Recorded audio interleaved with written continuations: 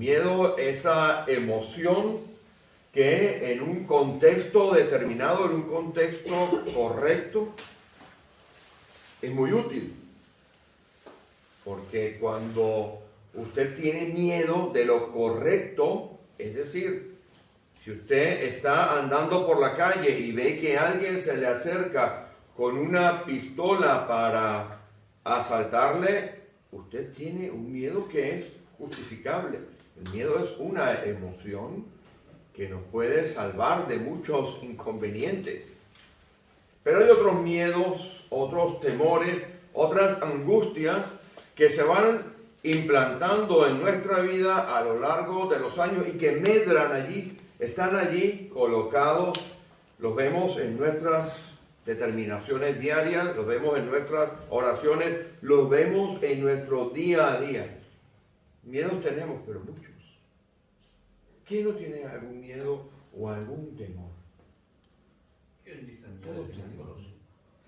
Todos tenemos alguna clase de miedo, algún temor, alguna situación que nos puede causar algo de angustia. Y hoy quiero que vayamos a un personaje en la Escritura que está en Génesis y nos va a enseñar algo acerca del miedo. Génesis en el capítulo 32. Este personaje es Jacob.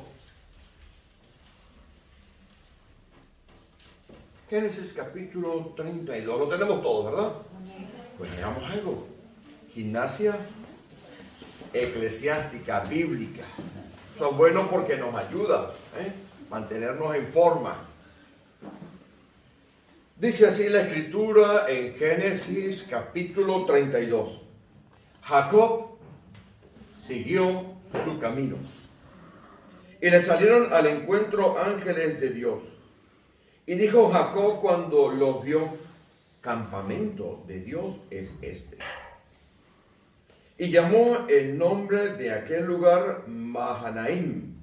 Y envió Jacob mensajeros delante de sí a Esaú, su hermano, a la tierra de Seir, campo de Edom. Y le mandó diciendo: así diréis a mi señor Esaú: así dice tu siervo Jacob, con Labán he morado, y me he detenido hasta ahora, y tengo vacas, asnos, ovejas, siervos y siervas. Y envío a decirlo a mi señor, para hallar gracia en tus ojos. Y los mensajeros volvieron a Jacob, diciendo: vinimos a tu hermano Esaú, y él también viene a recibirte, y 400 hombres con él. Entonces Jacob tuvo gran temor y se angustió, y distribuyó el pueblo que tenía consigo, y las ovejas, y las vacas, y los camellos, en 2 campamentos. Bendito Dios. Venimos delante de ti, Señor, en el nombre de nuestro Salvador, de nuestro Señor Jesús, el único y verdadero Dios. Pedimos, Padre de toda misericordia, tú que eres, Señor, el único que tienes la revelación completa, perfecta de la Escritura, que tú permitas que a través de tu Santo Espíritu, lo que digamos aquí hoy, lo que hablemos, sea para engrandecer la obra de Jesús en nuestras vidas, la obra del ministerio de Jesús en la congregación y en esta tierra, Señor. Pedimos, Padre, que las meditaciones de nuestros corazones, los dichos de nuestras bocas, siempre sean agradables a ti. Pedimos, Padre de toda misericordia, que tú, Señor, prepares nuestro entendimiento para que sea engrandecida, Señor, tu palabra. En el nombre de Jesús. Amén. Pues sentarse, hermano. Si usted estudia la vida de Jacob, verá que a través de la Escritura, de la vida de Jacob, la palabra temor, el miedo, era algo recurrente en la vida de este hombre. Conocemos Me imagino que todos conocen la historia de Jacob. La voy a resumir muy rápidamente, la historia de este personaje del cual estudiaremos hoy.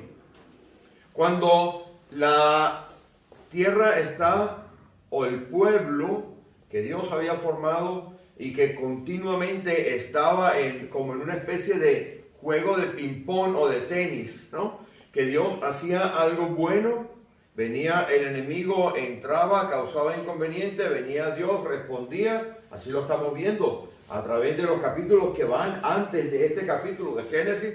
Vemos que, por ejemplo, cuando el hombre se corrompió, Dios, ¿qué fue lo que hizo? Mandó el diluvio. Después de que viene el diluvio y salva a 8, empieza a esparcirse las naciones, sabemos correctamente eso, pero el corazón de los hombres que buscaba continuamente lo malo, quisieron hacer aquella famosa torre que todos conocemos como la Torre de Babel. Estoy haciendo un pequeño marco para que sepamos esta historia de Jacob. Dios dispersa a las naciones, confunde su lengua, porque dijo Dios, voy a parar esto, porque si no detengo esto van a subir hasta arriba, porque los hombres tenían algunas cosas muy buenas, muy interesantes para aprender en ese momento, tenían un propósito común,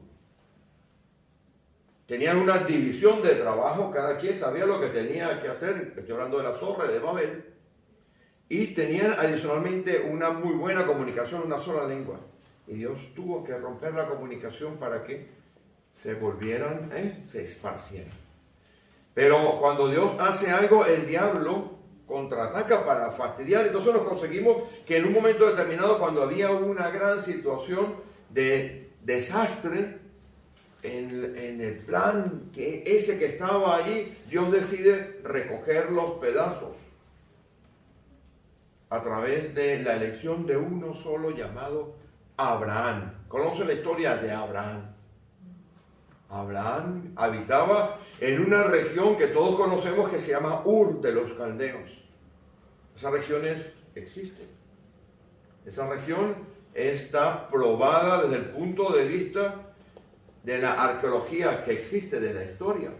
Y Dios decide empezar a recoger los pedazos de aquello, como cuando a usted se le cae la vajilla. No sé si alguna vez se le han caído varios platos en su casa y está aquello destruido. Usted tiene que empezar por un pedacito, ¿verdad? Para empezar a recoger. Bueno, pues Dios, el primer pedazo que recogió se llamó Abraham. Y Abraham, que conocemos, también tenía el miedo instalado en su vida. Porque cuando Abraham sale con su esposa y va a la tierra de Egipto, dice, conozco aquí que eres mujer hermosa. Voy a decirle a los egipcios que no eres mi esposa. Sabemos toda esa historia, ¿verdad? Bueno, Abraham tiene un nieto. Vamos a llamar que este es el nieto, Jacob. Y este hombre, Jacob, había nacido trabado al calcañar de su hermano. ¿Saben el nombre de su hermano? Esaú.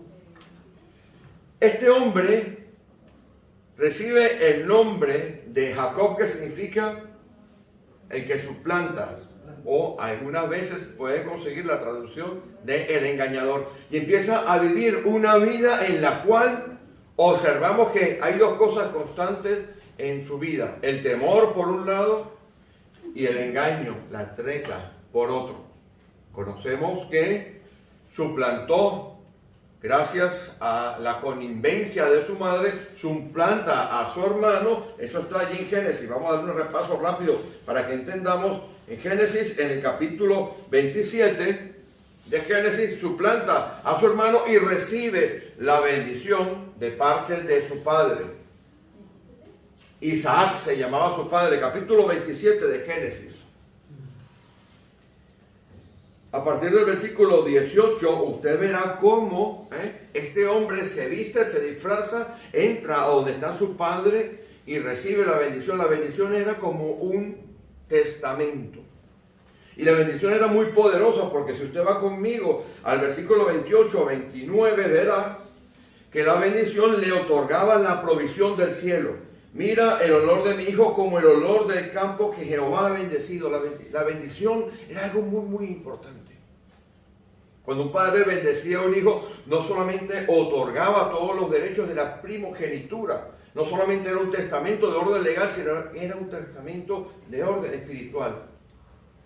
Otorgaba, dice aquí el versículo 28, Dios pues te dé el rocío del cielo y de las grosuras de la tierra, le daba toda la provisión que venía de arriba, la riqueza estaba en la tierra. En el versículo 29 le daba el señorío en esa bendición. Sírvante pueblos y naciones se inclinen a ti y sé señor de tus hermanos. Qué poderosa era aquella bendición que había dado a Jacob. Y en la última parte de ese versículo 29, malditos los que te maldijeren y benditos los que te bendijeren. Le estaba dando la provisión sobrenatural. Miren las tres cosas que traía esa bendición. La capacidad de tener una bendición, una provisión económica, financiera importante, porque todo estaba en la tierra, que es el versículo, al final del versículo 27, al principio del versículo 28, le daba señorío sobre los hermanos, la capacidad de juzgar, la capacidad de decidir sobre uno y sobre otro. Y la capacidad sobrenatural, ya al final del versículo 29, de bendecir y de maldecir. Todo eso estaba allí y todo eso lo había hurtado el engañador, el suplantador, el que suplanta, el que toma por el calcañar. Jacob. A partir de ese momento usted ve que la vida de este hombre es una vida de tretas, es una vida de miedos. Porque su hermano, cuando se entera que le habían sustraído su derecho como primogénito, o cuando él ya había conculcado ese derecho, él ya había menospreciado ese derecho, pues no es el tema de ahora. Llora tratando de obtener la primogenitura. Lo ve usted a partir del versículo 30. Y decide matar a su hermano. El miedo se implanta en la vida de Jacob. Así como tenemos muchísimos miedos nosotros, implantados en nuestra vida, que nos hacen actuar. Y Jacob, vemos que la vida de Jacob empieza a huir, a salir corriendo, a no enfrentar las situaciones. Vemos que hay tretas en la vida. Conocemos la historia de Jacob trabajando para Labán. Está allí en todo este capítulo 28 y 29, usted lo puede ver, cómo va teniendo un montón de hijos, cómo trabaja una cierta cantidad de años por una, trabaja una cierta cantidad de años por otra, las esposas, luego hace una especie de trampa para quedarse con un rebaño, luego sale corriendo de la casa de Labán, llevando a sus hijas, a las hijas de Labán, y Labán sale a perseguirlo. Todo eso lo tenemos claro, pero yo quiero que vuelvan conmigo, por favor, esta vez al capítulo 31. El versículo 31 del capítulo 31 nos habla del miedo. Dice aquí, porque tuve miedo. Respondió Jacob y dijo a Labán, porque tuve miedo. Esa constante estaba implantada en la familia. Extrañamente también estaba en su abuelo Abraham.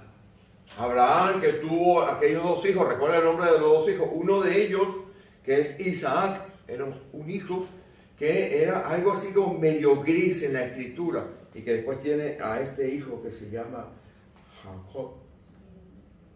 Y este Jacob no solamente tiene miedo en ese versículo 31 que ustedes están leyendo, sino que usted va observando y la vida de él es una vida de miedo hasta que llega un momento en el cual se sale escapando de allí y tiene que encontrarse con su hermano, aquel que 20 años antes había jurado matarle. Y aquí enlazamos con la historia.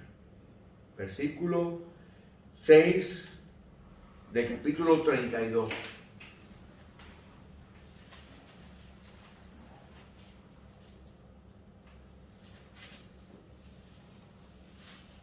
Dice así: los mensajeros volvieron a Jacob, trayéndole la noticia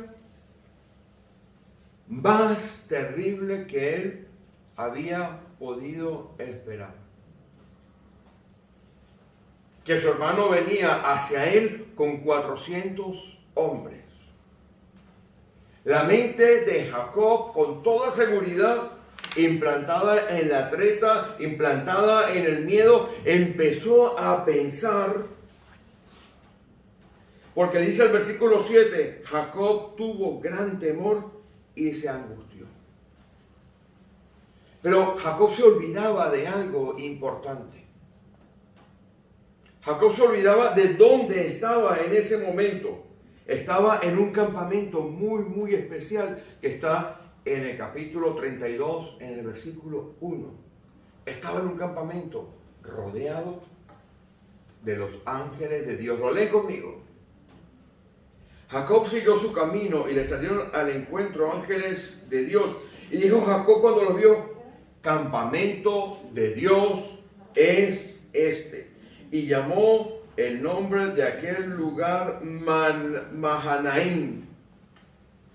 Usted y yo podemos estar muchísimas veces bajo la cobertura de los ángeles de Dios que Él ha mandado, porque usted ha orado para pedirle a Dios protección, y con todo eso, el miedo que está dentro de nosotros empieza a actuar con mucha más fuerza que la fe de nosotros.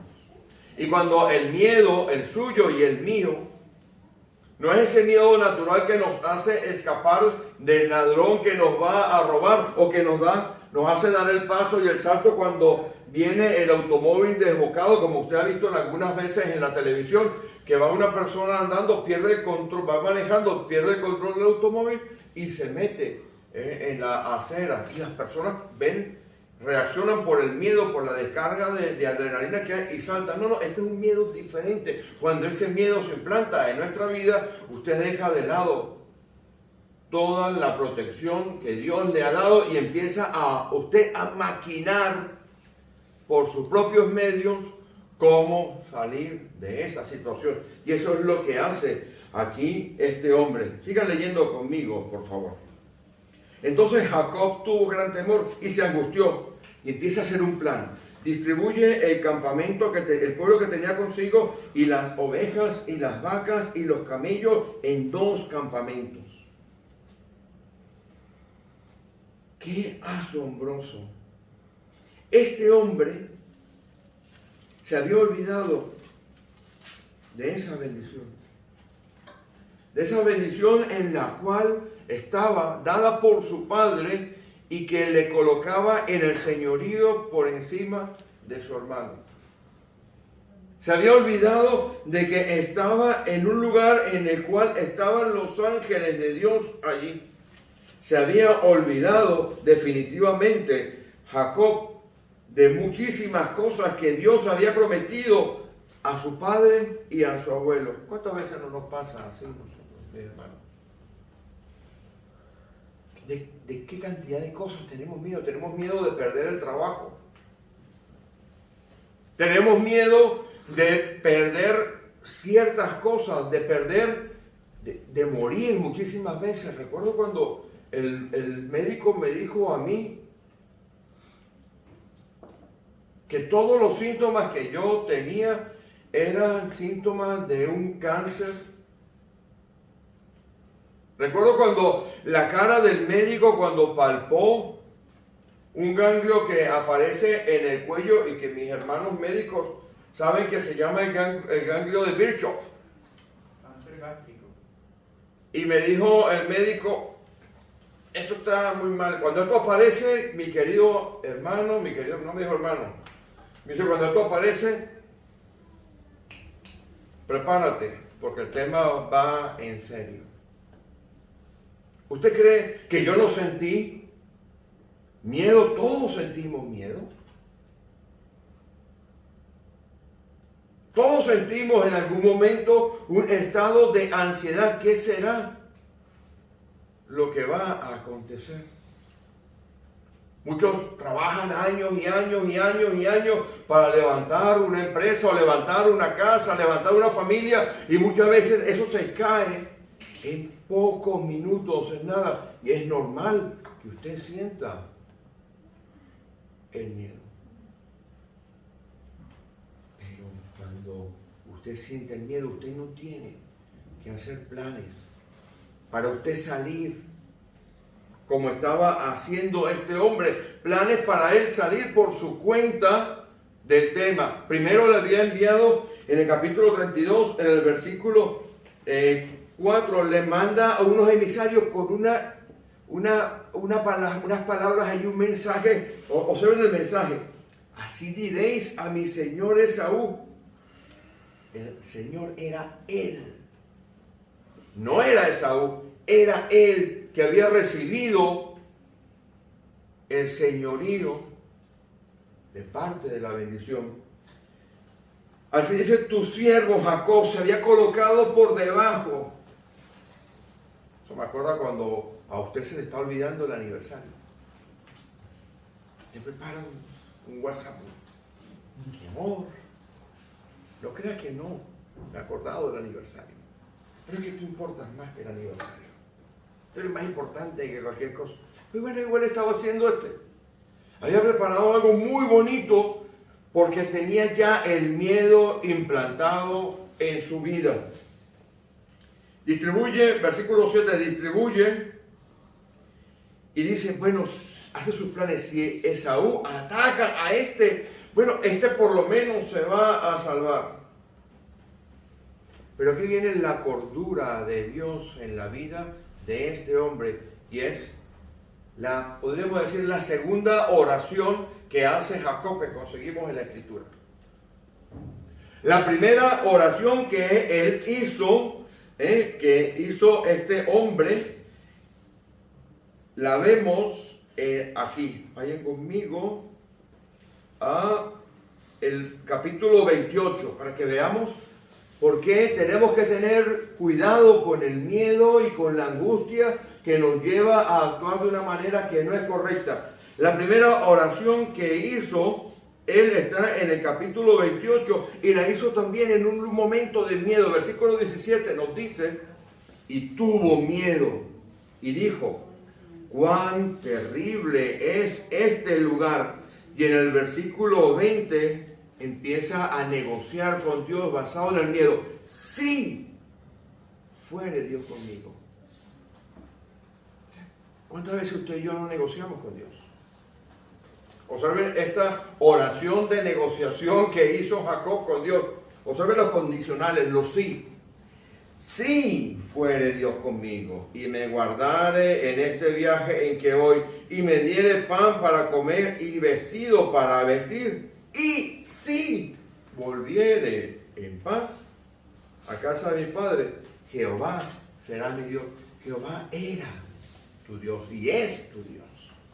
No tienes que negociar con él. Las bendiciones están puestas allí, están dadas por Dios. Y la segunda oración la vemos en el capítulo 32, y esta oración ya es diferente. Los años de dificultad que había atravesado Jacob, los años de dureza afuera en la vida, hace que se instale en nosotros muchas veces la angustia y el miedo, pero también Dios utiliza las situaciones adversas para que entendamos que Él es Dios sobre todas las cosas. Observen las características de esta oración. Y dijo Jacob, versículo 9, Dios de mi padre Abraham. Está utilizando una frase que intenta recordarle a Dios que es el Dios de mi padre Abraham, pero resulta que Dios le había bendecido y él había negociado con Dios y le había dicho, si tú me cuidas, si me das de comer, si se hace que regrese con bien a la casa de mi padre, entonces tú serás mi Dios. Se nos suele olvidar lo que nosotros negociamos con Dios. Y dijo Jacob, versículo 9, Dios de mi padre Abraham y Dios de mi padre Isaac, que me dijiste, le va recordando a Dios aquellas cosas que ha dialogado con el que me dijiste, vuélvete a tu tierra y a tu parentela y yo te haré bien. Esta es una oración de petición de protección. Observen conmigo. Menor soy que todas las misericordias y que toda la verdad que has usado para con tu siervo, pues con mi cayado pasé este Jordán y ahora estoy sobre 2 campamentos. ¿Cuáles 2 campamentos? El campamento de Dios y el campamento dual que él había construido. Pues sí, observen que eso suele ocurrir con nosotros. Tenemos nuestro plan de salida, y a la vez pedimos la protección de Dios. ¿No le pasa a usted a eso? Oramos a Dios para pedirle las cosas, pero por si acaso falla, tengo mi plan de escape. ¿O no? Yo voy a orar a Dios, Señor, tal cosa. Te juro que si haces esto, mira, Dios, esta semana voy a levantarme todos los días 10 minutos más pronto. Voy a orar, voy a leer la escritura e inclusive hasta leo las reflexiones. Hasta hago café con Jesús. Pero eso sí, la semana de arriba yo necesito esto. Ahora, si tú no me lo das, quiero que sepas que voy a hacer esto. Uy, Dios mío. ¿Cuántas veces no nos encontramos así? Y eso parte del miedo. Y el miedo nos lleva a una situación en la cual no ponemos nuestra confianza en Dios. La mayor parte de esas congregaciones que están en Ucrania, que he venido estudiando, son congregaciones muy pequeñitas. Congregaciones de 20 personas. Diseminadas por toda la geografía. Y hay testimonios que están constantemente orando en medio de situaciones adversas.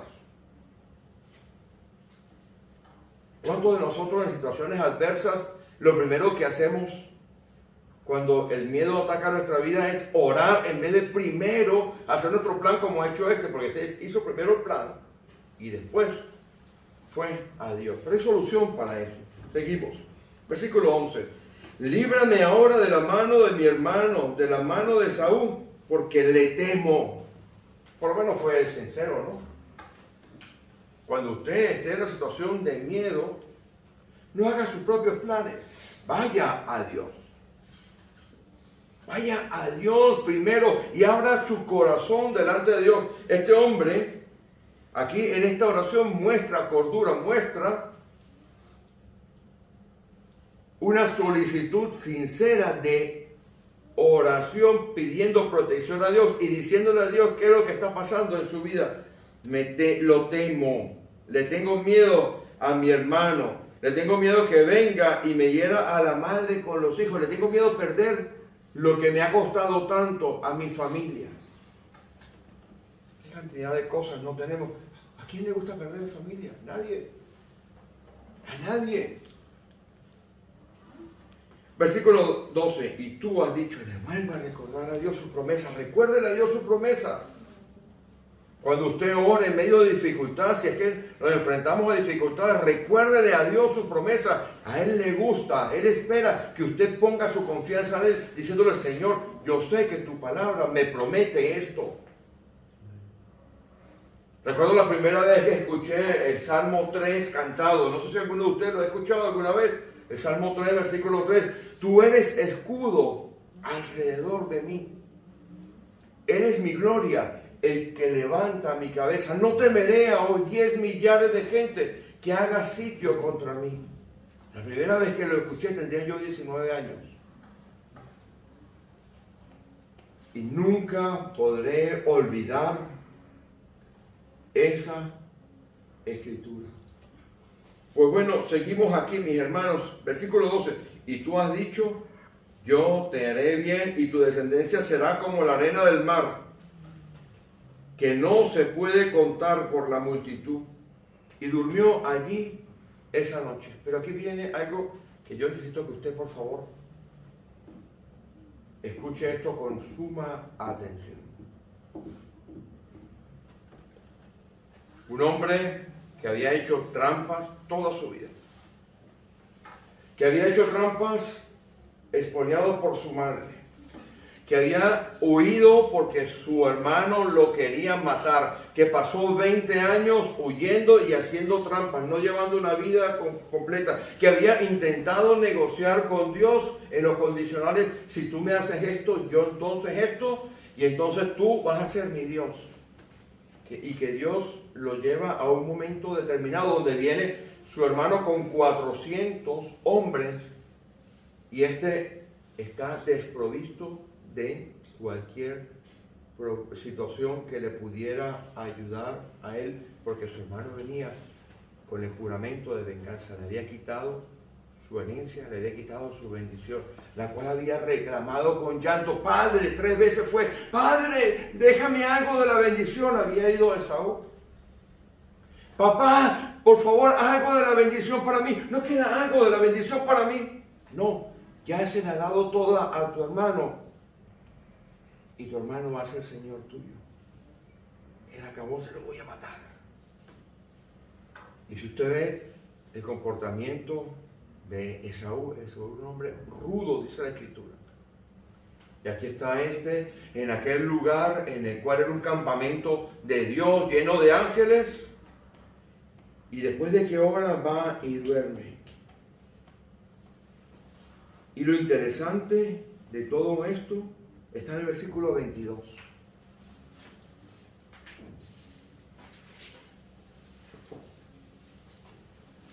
El versículo 21 nos dice que duerme aquella noche en el campamento. Y el versículo 22 empieza a pasar todo esto, ¿no? Dice: y se levantó aquella noche y tomó sus 2 mujeres y sus 2 siervas y sus 11 hijos y pasó el vado de Jacob. Los tomó pues e hizo pasar el arroyo a ellos y a todo lo que tenía. Así se quedó Jacob solo. Y observen lo que aparece aquí. Escríbalo.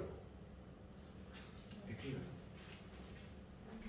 Miren lo que Dios utiliza para librarnos de los temores más profundos de nuestro corazón. ¿Quién le sale al encuentro? A Jacob. ¿Quién le sale al encuentro? Lea. ¿Quién le sale? Un varón, ¿verdad? Esto es lo que se llama una teofanía. Este es Dios. Y la carne de Jacob, el miedo de Jacob, los deseos de Jacob eran tan poderosos que Dios le enseña por medio de esta lucha. Y en el versículo 26 dijo: déjame porque raya el alba. Y Jacob le respondió: no te dejaré si no me bendices. Ojo con esto. Dios luchando contra la carne de Jacob. No eran las circunstancias, era Dios. ¿Pero por qué? Miren lo que aparece en el versículo siguiente. El varón le dice: ¿cuál es tu nombre? Y él responde: yo soy el engañador, yo soy el suplantador, yo soy el que le robó la bendición a mi hermano, yo soy el que hizo la treta a Labán, yo soy el que ha hecho sus propios planes, el que maquina. ¿Lo va entendiendo? Dijo su nombre. Para los hebreos el nombre era la condición completa de lo que usted es y era. Mi hermano, mi hermana. Muchas veces no sabemos cómo solucionar nuestros miedos. Muchas veces no sabemos ni siquiera de dónde han salido nuestros miedos. Pero cuando Dios viene a su encuentro por una situación difícil, por una situación como esta, y usted es capaz de decirle a Dios: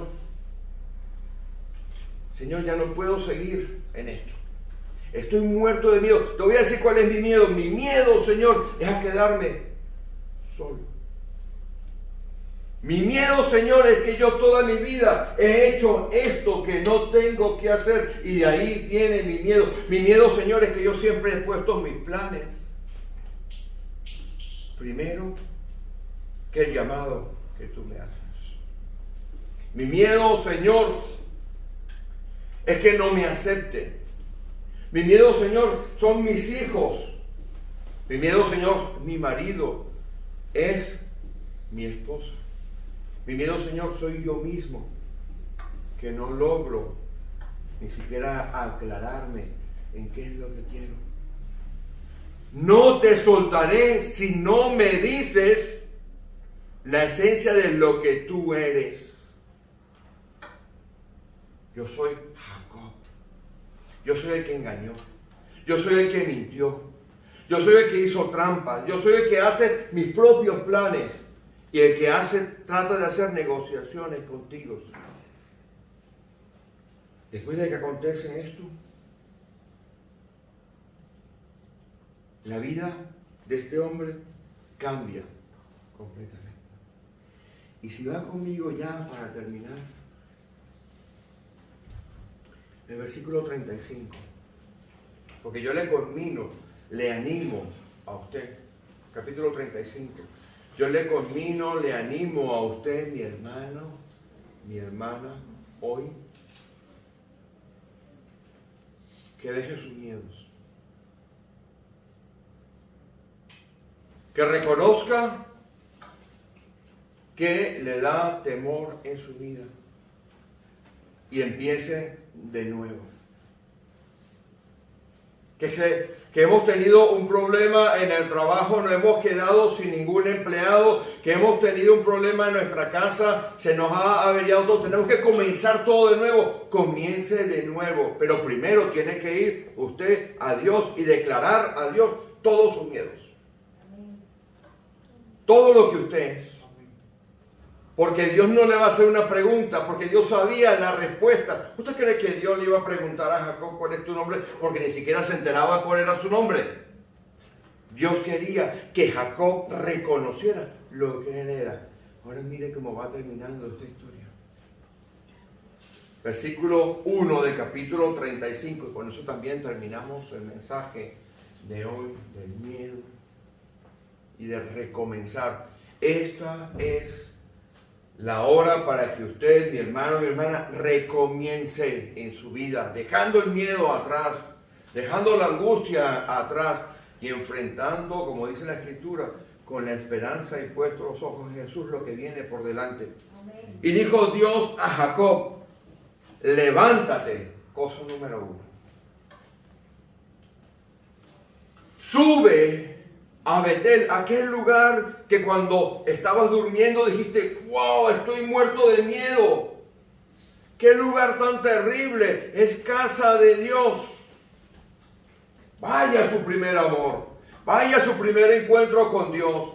Que cuando usted recibió al Señor la primera vez, todo era deseo de servir, todo era deseo de ir adelante, pero que a través del tiempo usted ha venido acomodando la vida a como usted quiere. Usted ha construido una vida alrededor suyo y ha puesto a Dios en el segundo lugar.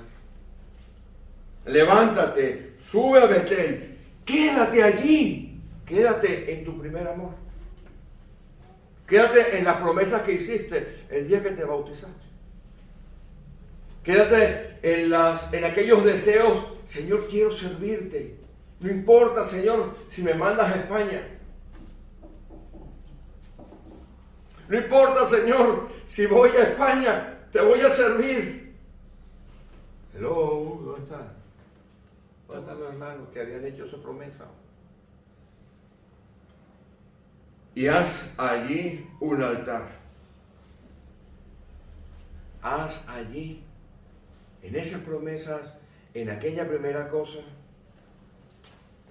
ya que has declarado a Dios lo que eres, tus miedos, tus temores, tus engaños, lo que Dios sabe que tú eres, pues entonces haz lo que Dios le dijo a Jacob. Levántate, ponte en movimiento, ve a Betel, quédate allí y prepara un altar en tu vida para Dios. Amén, mis hermanos. Amén. Vamos a ponernos en pie, vamos a terminar orando.